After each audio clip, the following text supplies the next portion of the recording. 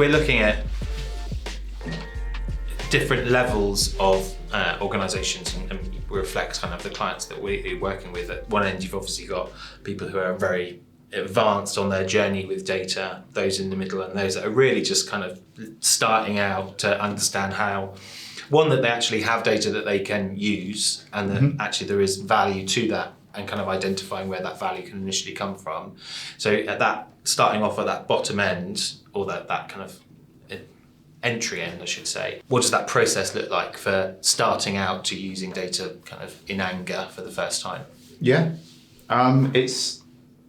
could be a complicated one, depending on how far the organisation is evolutionary with adopting a data strategy. But I think it's no different than really understanding, general user behaviour. So the ideal scenario is your data points will map a start, middle and end to something on or for someone.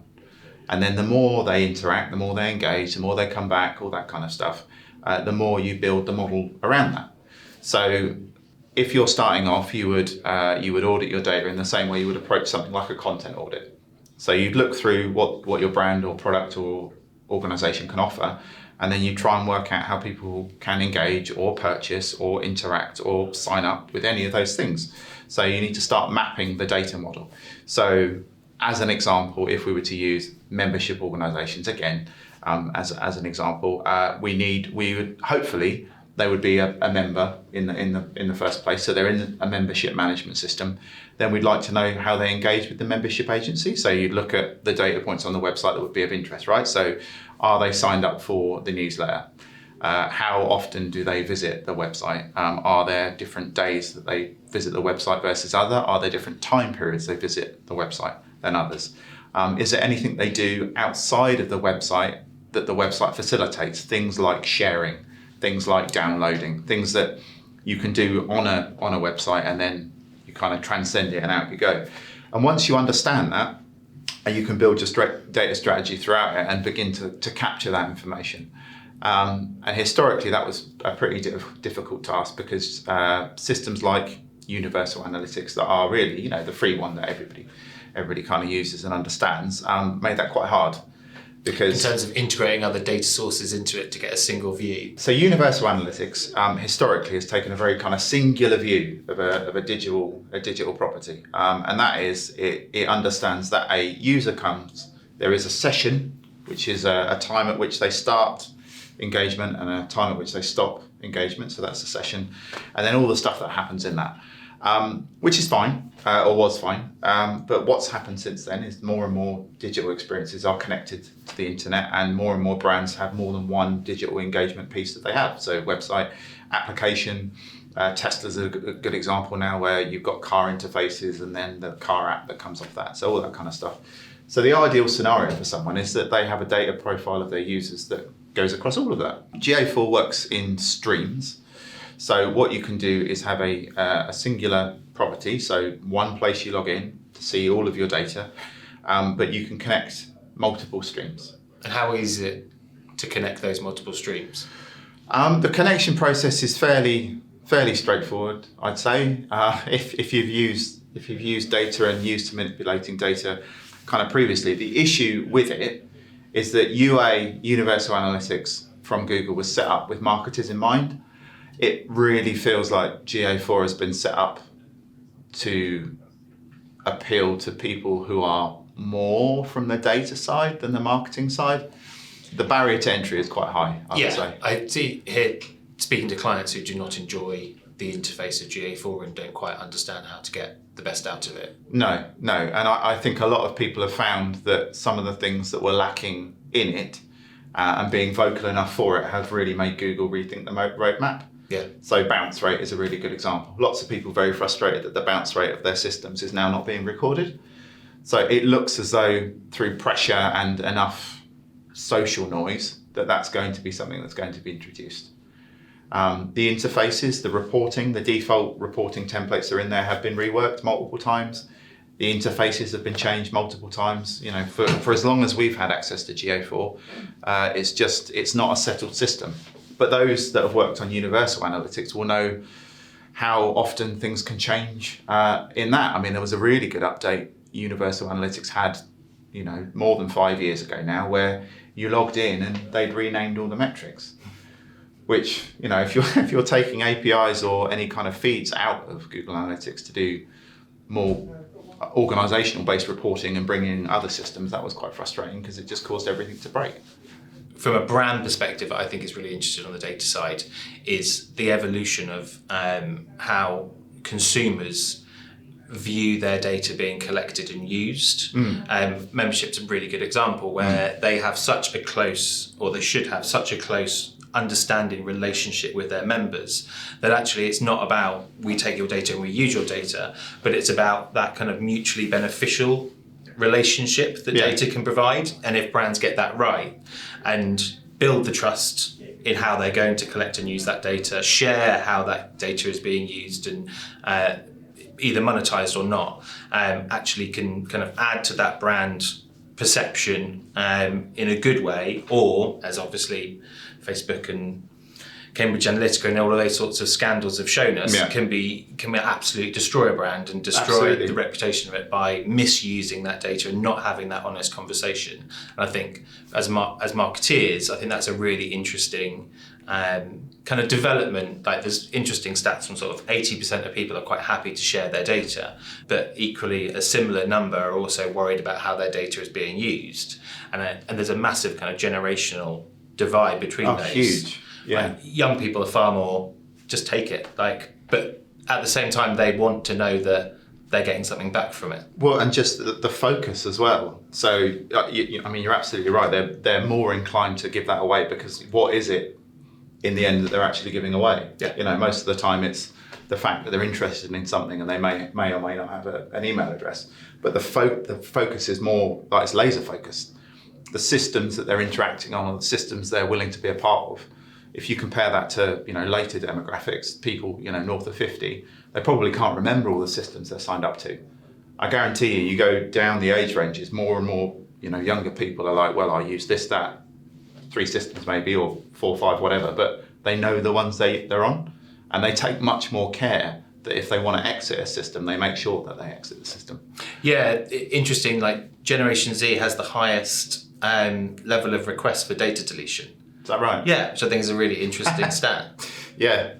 And you'd think it would be older generations than that, but yeah, actually they're the ones that have that better understanding of what they're giving away and the value that it has. Yeah. And I think as we kind of carry on down this road, that again from a brand perspective, but how that data forms part of your brand positioning and what you do with data and how you use data and how you create that kind of more equitable relationship with data between you and your customers. I think is a really interesting kind of development that from people in our line of work becomes even more critical. It's not just that we really want to use that data and we can see all the value that data can provide, but actually there's the other side of that, of how we have that conversation with our consumers. Yeah, definitely. And I think, again, from that kind of consumer side of things, especially with younger demographics, I mean, you've only got to look at the likes of, TikTok and what's happening on those kind of platforms.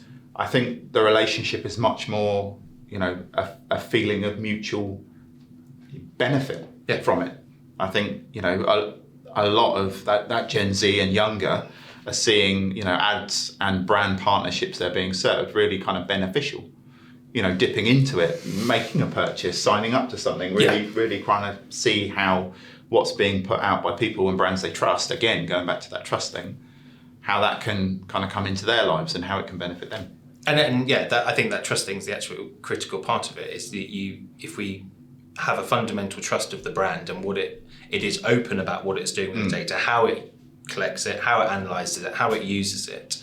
And if that conversation is a genuinely honest conversation, right? Because where people are suspicious is where, we don't use it for anything nefarious, we're not doing anything with your data you wouldn't be happy with, and actually then they find out later that they were, or they're selling it on or whatever. That destroys that trust, and actually from the whole kind of data industry is a massive risk factor, because it only takes a few of those to really destroy what people are willing to do. But if you can get that trust relationship right and you can live by what you're promising, how we can use that is is really valuable, not just on kind of delivery, but also from a brand perspective. And if you think about where those developments are going, GA4, much more integration with different data sets, the ability to access different data sets and pull those into something that you can use for or kind of optimize for your benefits. If you talk about kind of real world applications, where do you see the kind of the end goal, the outcome? What does the brand get out of that process, and what does the consumer get out, or will they get out of that process? Yeah, I think with any data exchange from a consumer side, it needs to be convenience and ease of use, really, because otherwise, what are you getting? Nobody wants to be sold to, although ultimately, most, well, certainly on the commerce side of things, right? But that's what brands want to do.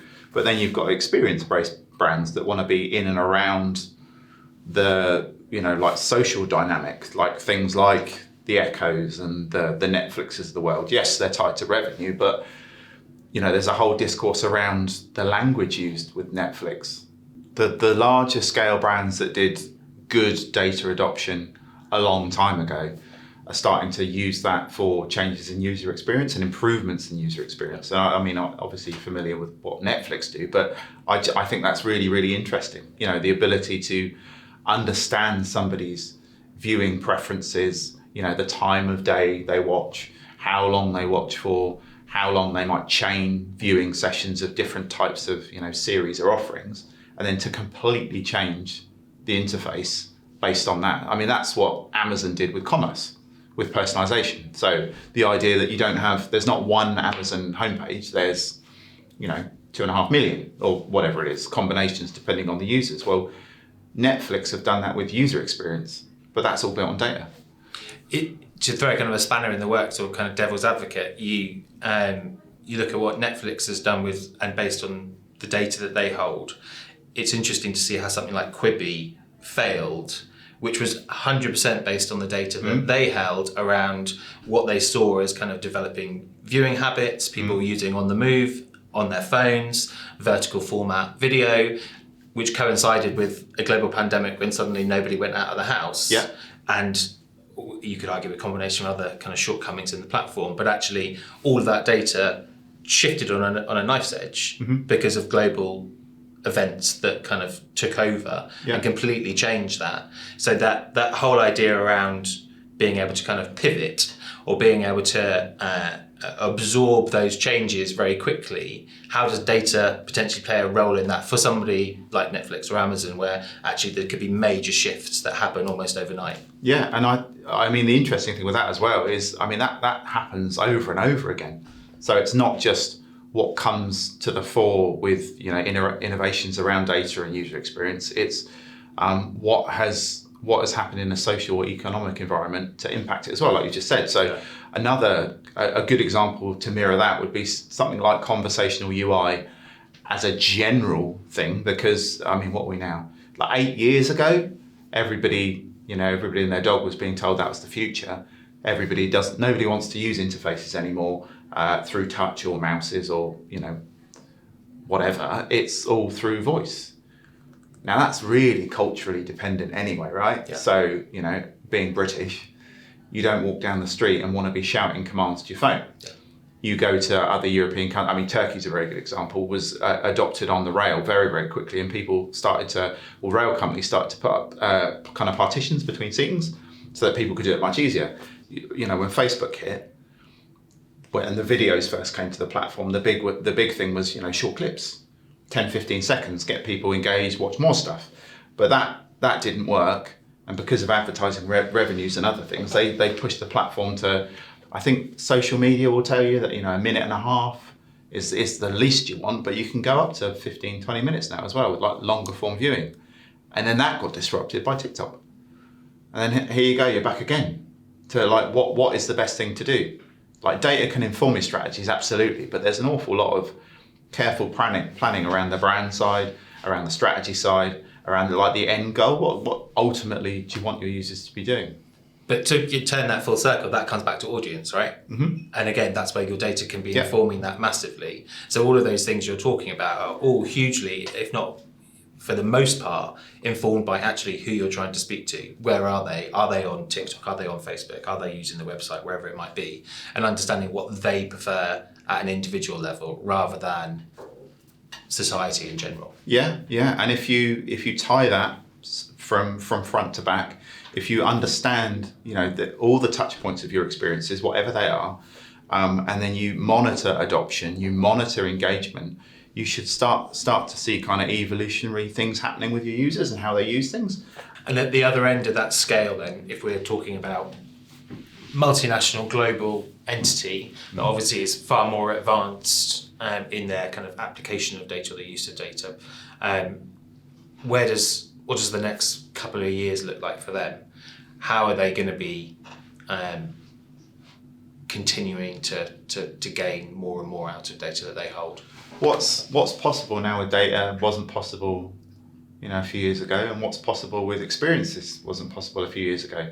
So there's going to be a huge change with the types of data you can get, because I think we're really only starting to understand now as marketers how to leverage all the kind of data points we've had access to for a long time. It's just now that they're all connected and they're easy to access and they're easy to manipulate and understand. But you're going to throw into the mix things like augmented reality, metaverse connected stores, VR experiences, all those other kind of things that we don't really know how that connects to what essentially is a 2D engagement environment. We talk a lot about kind of creating experiences, and I think that whether it's producing film or ad campaigns or content or whatever the kind of the experience that you're trying to create, wherever it sits, I think that what's exciting for us is how we inform those recommendations and those strategies more on day-to-day than we ever have done. And I think as you say, in a few years' time, there'll be another step change and another kind of major shift in that actually everything is not just informed by, but fundamentally driven by that deep level data insights that we're able to extract, whether it's at a macro or micro level. And I think from a brand perspective, that opportunity that data provides in gaining a better understanding of your consumer, building that trust, defining and developing the perception of the brand that is very reflective of your audience's needs, wants, values, whatever it might be, is a huge opportunity to get much closer to your consumer, to your audience, and actually seeing data as an opportunity to benefit that relationship rather than constantly just sell to, constantly just take value from, but building a more mutually beneficial relationship using data, I think is where I see it, and I hope this kind of conversation carries on to develop.